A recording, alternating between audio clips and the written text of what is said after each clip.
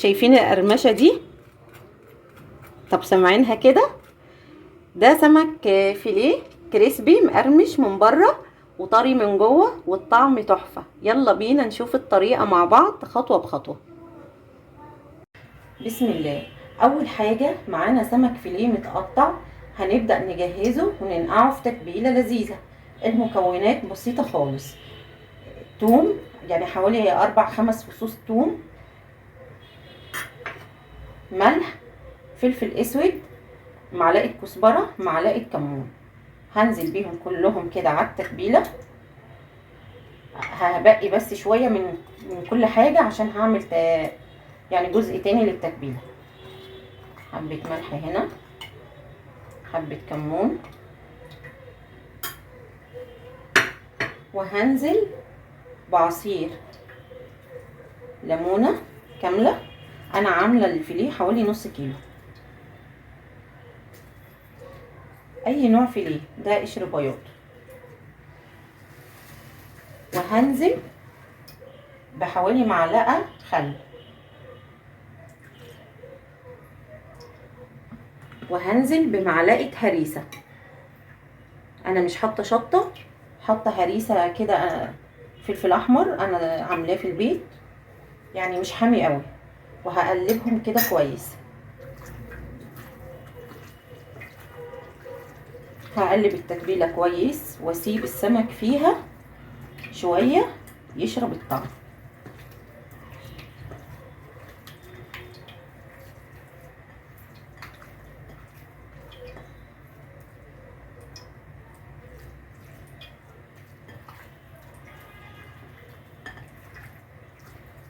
خلاص اهو قلبتها. هركنها حوالي ربع ساعه نص ساعه زي ما تحبي. كان عندي كم سمكية مكرونة، تبلتها نفس التتبيلة، وهركنها شوية في التلاجة عشان تشرب التتبيلة. على بال ما السمك يشرب من تتبيلته هنعمل الرز. هنزل بحوالي اكتر من ربع كوباية زيت، حاجة بسيطة يعني.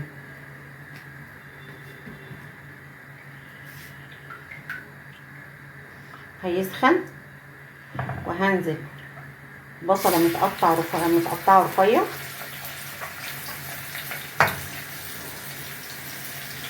وهتقلبيها لحد ما تاخد اللون الاحمر.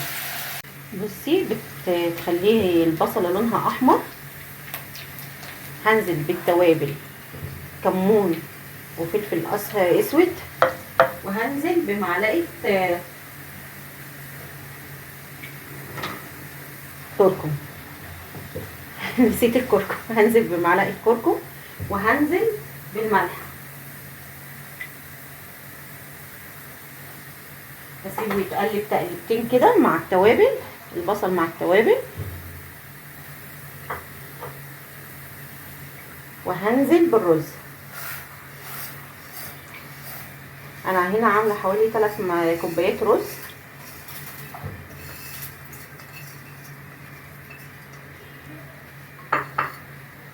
هتقلبي الرز مع البصل.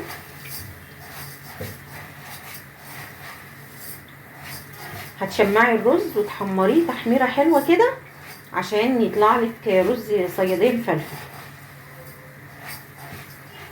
انا ما زودتش ملح عشان في تركه كده هعملها في الاخر للرز.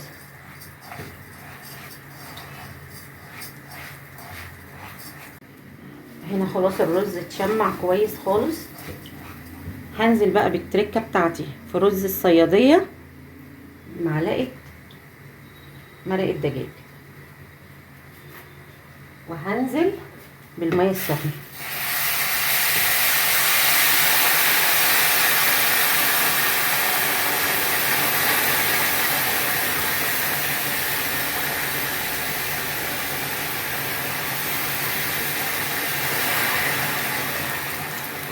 نعمل بقى احلى طبق سلطه ممكن تاكليه. انا بناتي مش بيحبوا السلطه المتقطعه مع الرز بتاع السمك او مع السمك عموما، فهعمل السلطه في الكبه. بس مش هعملها عصير، انا مجرد يعني هقطع فيها الخضار. 3 حبات طماطم متقطعين، واحدة بصلة، حوالي عصير ليمونتين، فص توم، فص توم بالظبط، خيار، شبت وبقدونس، ورقتين 3 نعناع، وجزر متقطع كده. عندك فلفل اخضر، رومي، الوان، اي حاجه اللي انت عايزه تحطيه. انا هحط واحده حاميه كده صغيره، وهنزل بكل الخضار ده في الكبه. هنزل بكل الخضار في الكبه، البصل والطماطم، الجزر، الفلفل، النعناع مع الشبت والكزبره، الخيار،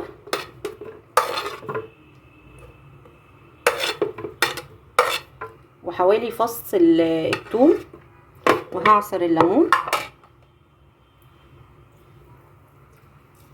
انا شايله طبعا البذر بتاع الليمون.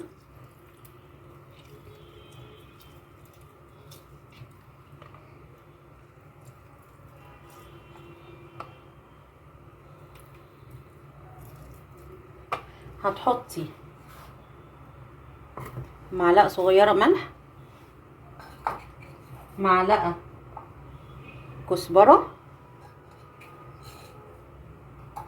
نص معلقه كمون عشان مش بيحبوا طعم الكمون، وهحط، انا عندي الفلفل الاسود خلص، هنزل بكل اللي في التباله كده في كل البوله، وهنزل بمعلقه خل،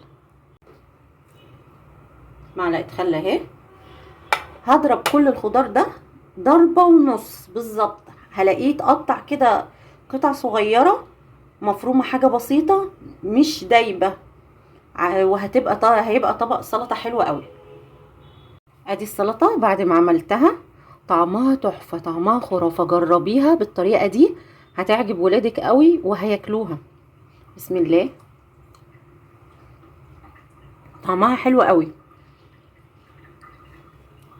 بعد السمك ما تتبل هنعمله بطريقه كريسبي. عندي كوبايتين دقيق، و3 معالق نشا، 3 معالق نشا، ملح، كمون، فلفل اسود، كزبره، وهنزل بيهم كلهم في قلب الدقيق.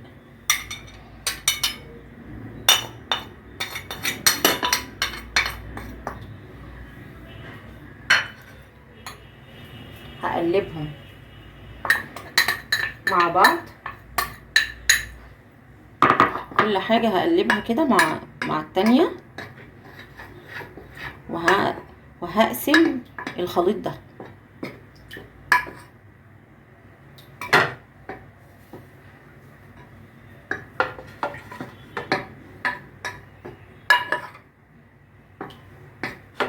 هاخد في الطبق ده كده، قلبيهم كويس خالص. انزلي بحوالي كوباية مية، مش مرة واحدة. هتعمليها عجينة، الجزء اللي في البولة ده هتعمليه عجينة.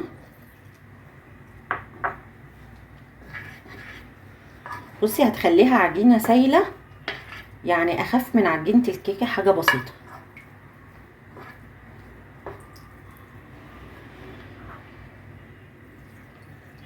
انزلي واحدة واحدة، ما تنزليش بيها مرة واحدة الكوباية عشان انتي ما تضمنيش. بعد خلاص ما خليتي العجينة بقت سايلة، هتنزلي بنص معلقة ملح عشان تظبطي العجينة بعد ما ضفت المية. بصي سايلة ازاي كده، انا عايزاها كده. خلاص انتي ظبطتي الملح وكل حاجة. هنبدأ بقى نعمل السمك. طاسة على النار فيها الزيت، وهننزل بالسمك الفيليه في العجينة السايلة، وبعد كده هنطلعها على العجينة، على الدقيق اللي هو الخلطة الجافة.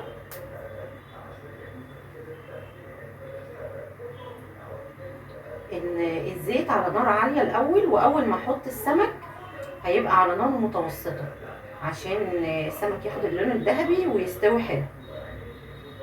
هعمل هنحط بقى في الطاسه، بسم الله، نفضه خفيفه كده بس.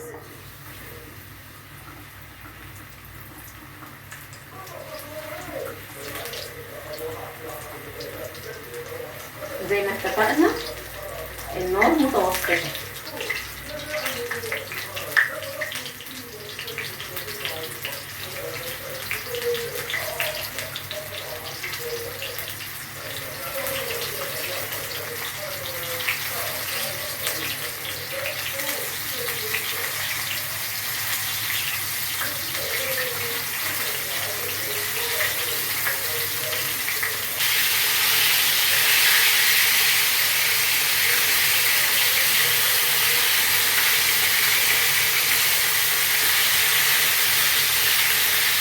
لونه ذهبي، انا عاملاه على نار زي ما قلنا نار متوسطه.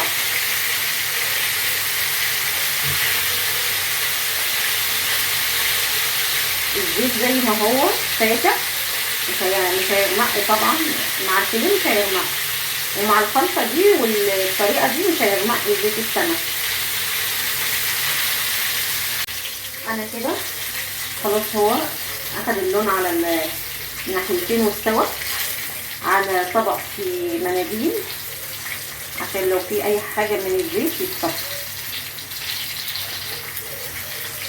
اللون بتاعه اللي هو اللون الذهبي حلو قوي.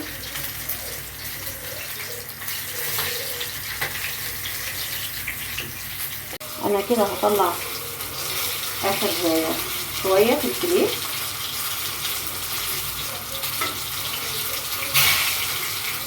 وعملت سمك المكرونه بنفس الطريقه وهحطه بقى في الطاسه.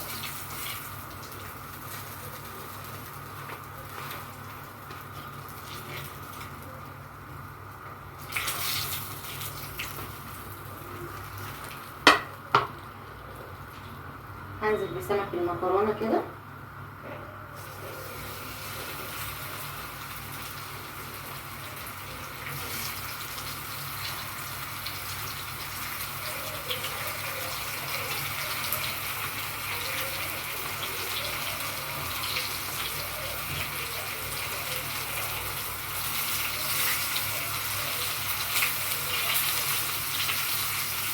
هحاول اوسع وياخد اخر واحده هيبقوا كلهم مع بعض.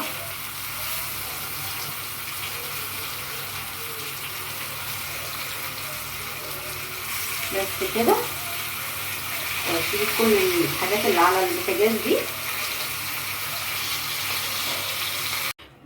كده احنا خلصنا. ده الفيليه وده المكرونه. بصوا بسم الله ما شاء الله، شايفين تحفه ومقرمش. انا عايزه اقول لكم انه مقرمش، سامعين القرمشه بتاعت او الخرفشه بتاعت سمك المكرونه.